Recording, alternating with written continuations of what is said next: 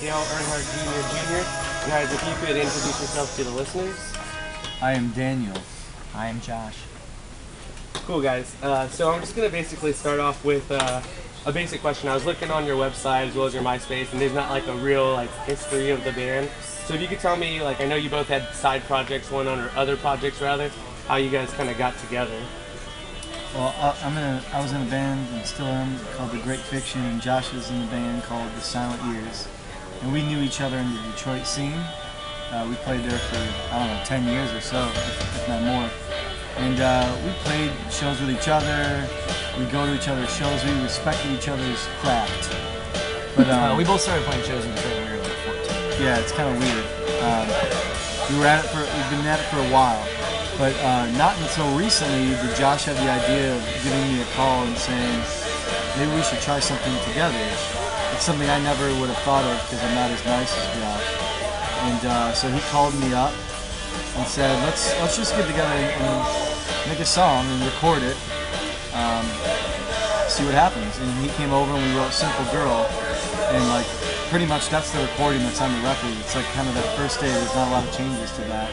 And we just knew we had something, and we just kept getting together and recording songs, and before you know it we had an EP, and before you know it we had a record, and we just haven't stopped, I guess. So we've had to be a band, kind of on accident. Awesome. Cool, guys. So like you said, you mentioned you guys recorded together, and I know you guys recorded, I believe in your basement, yeah. Is I don't know, but what I've heard. So when you guys decided to get together, was there an overlapping theme that you were going for in the songs? Or did you guys come with separate ideas and you just create songs together? I think that generally the theme was anything that we felt unable to try in any other project we've been in, we just tried. Anything we were interested in but never really knew if we could get away with, we just tried to get away with it. And that was really that's why we all of our songs started to kind of have a theme. Mostly it was just taking risks and just having fun. Most of it was this whole thing's been so uncontrived, in a really great way. Everything's just happened very organically. Yeah. I think when you've done one project for a long time and you just say, I'm just gonna do something and I don't care about it, it's there's a different level of creativity and honesty that comes with that, and I think we experienced that. I did at least. Awesome. Cool. So being from Detroit, I know you guys maybe obviously have heard Motown maybe your whole lives, but you guys have a very melodic, soulful sound. Is that something that just kind of came through, like you said, because you were working towards something organically, or was that midway through you decided, man, maybe we should harmonize because we're from Detroit, why not? I think that Motown is something that I grew up with, so it's always been a part of the way that I hear music, just in my head. But I think that there's everyone's really scared of being the white guy with trying to play Motown music, and so I think that we finally stepped out on a ledge and tried to incorporate a little bit of what we were hearing into this. But I don't know. I think that because it was so just spur of the moment, it ended up sounding honest and not just sounding like white boy soul. Yeah, I'm just being very honest when we make this music because I don't know what it is, but growing up, I listened to Jackson 5, I listened to Marvin Gaye, all that type of stuff was that was my music growing up, and I didn't listen to rock and roll. So it's really interesting that I think I can't get away from that. Cool. Stevie Wonder. Was that awesome getting to play at the festival that Stevie Wonder also played at? Yeah, it was a bummer that we couldn't see him though. We didn't get a chance to see him. Yeah, I don't think he saw us. I don't think he saw us. No. Most likely not. Okay, guys. So you guys have been on tour for a while, and I guess something I'm wondering is maybe where's the most exciting show you guys have played in the U.S. been, or where are the most exciting shows you played in the U.S. been? I'll tell you what, Austin is really, it's up there. All of our shows in Austin are always great. For whatever reason, people in this town just seem so happy and well-adjusted. It seems like everyone's, the quality of life here is so amazing. Yeah, people have time to be interested in the art too, it seems. But I don't know. As long as there's like people showing up, there could be technical difficulties. We could mess up some songs. None of that really matters. If there's like people that are there to see it, it's just so much fun. It's a big party. We always have a good time. Well, yeah. So like I saw you guys last night. It totally seems like you guys having a good time.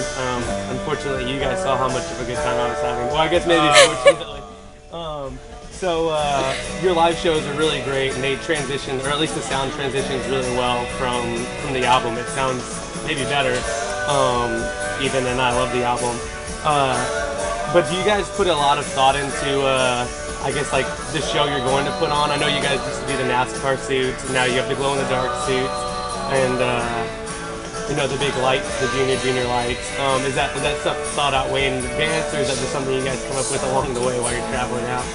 I think we've slowly progressed into and we keep adding more things. That's kind of Josh's MO, I guess. He's always got one extra idea, too many it seems in my head, but somehow we always pull it off and it works, you know. So it'd be impossible to say like first time we play to have all these things incorporated, but over time we've been able to slowly implement things.